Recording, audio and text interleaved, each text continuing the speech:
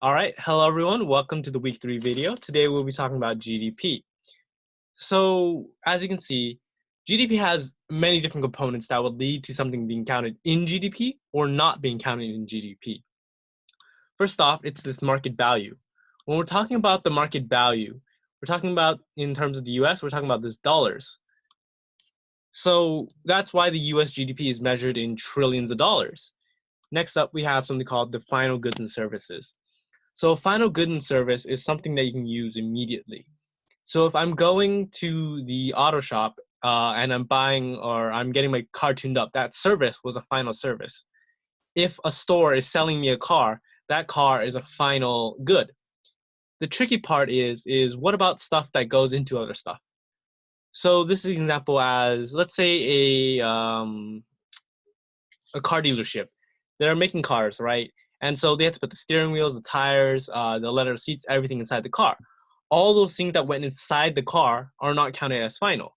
Instead, we'll just count the total value of the entire car at the very end to count towards GDP. The one corollary to that is like spare tires.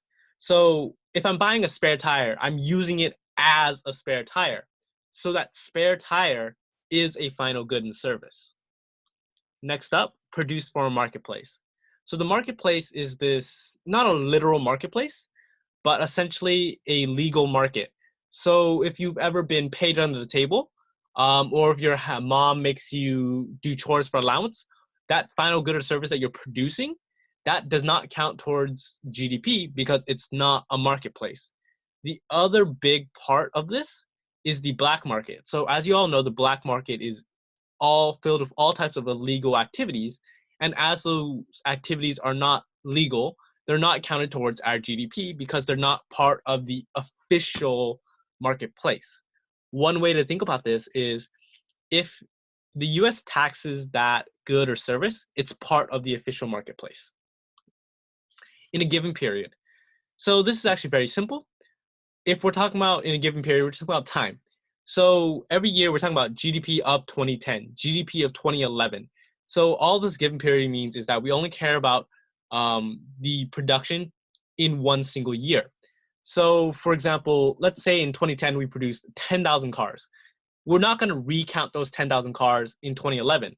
We're only going to count new stuff that was made in 2011. Finally, within a country's borders, all this means is that if I'm talking about the US GDP, I'm only talking about things inside US borders. So here we have all the definitions for GDP. So I want you to keep in mind this when you're working with any type of GDP problem. So I have one example for today.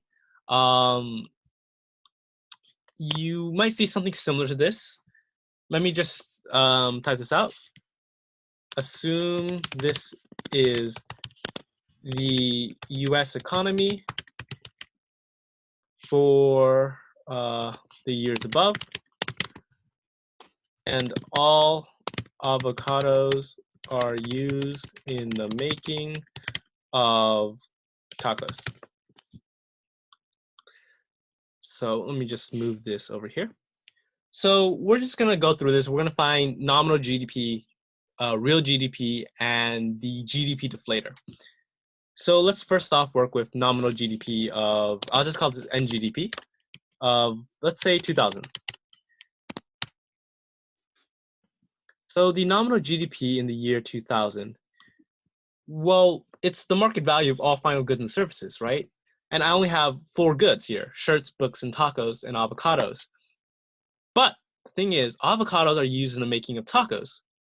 So this means that avocados aren't counted as a final good because their values are inside of tacos. So all we need to do is we just need to take the market value of shirts, books, and tacos. So first off, we'll have here 10 shirts, right? Or $10 a shirt times 5 shirts is equal to 50. Next up, we have books priced at $5 each times 2 books. This is equal to 10. And tacos are $2 each, priced with 5 bought, which is equal to 10. So with some simple math, you can use your calculator for this. This is 50, 60, 70. So the nominal GDP for the year 2000 is 70. Now let's do that also for the nominal GDP in the year 2001.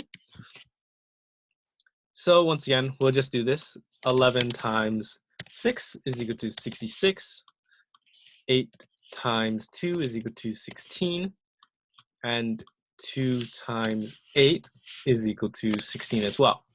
And so if we do some math, 16 plus 16 is 32, plus 66 is 98.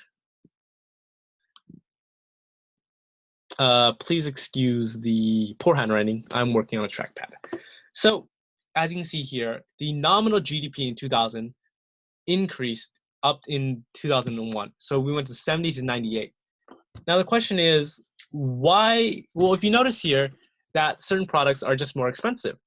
And so if we just increase the price up to $1 trillion, then suddenly we have $1 trillion GDP.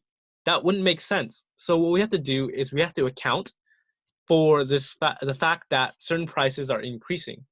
This is where the real GDP comes into play. So I'm just going to erase this part.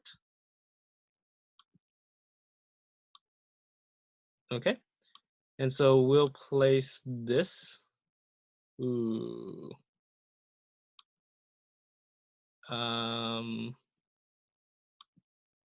place that there.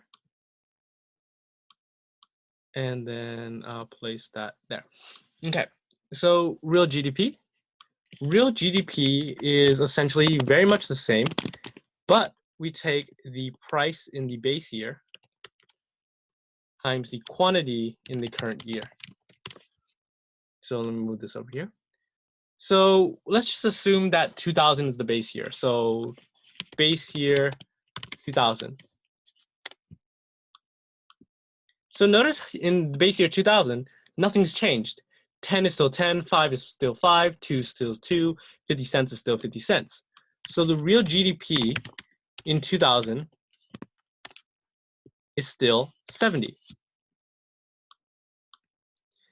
The problem here is that we're working with 2001 now. 2001 is not the base year. So you notice the price has changed. So instead we have to take the quantity of the current year, which is 6, times the price of the base year, which is 10. So 10 times 6 is equal to 60. Next up, we have 5 times 2, which is equal to 10. And then we have 2 times 8, which is equal to 16. So if I were to draw this here, this is 60, 70, 86. So 86. So we know the real GDP in the real GDP, our GDP in 2001 is 86. So we have the nominal GDP, we have the real GDP. Next up, we have to find the GDP deflator. So this is just a simple formula. The formula is GDP deflator is equal to nominal, let's just put NGDP, divided by our GDP times 100. So we'll just do this for the first one. NGDP, which is 70, divided by 70 is times 100. This is just equal to 100. So the base year deflator is 100. On the other hand, we have over here, this is nominal GDP, which is 98, divided by 86 times 100. So if we do some math, 98 divided by 86 times 100, this is equal to 113.95. So the GDP deflator in the 2001 is 113.95. And so now you know how to solve nominal GDP, real GDP, and the GDP deflator. You also know what gets counted in GDP. And you also know that how to adjust for inflation with the real GDP equation.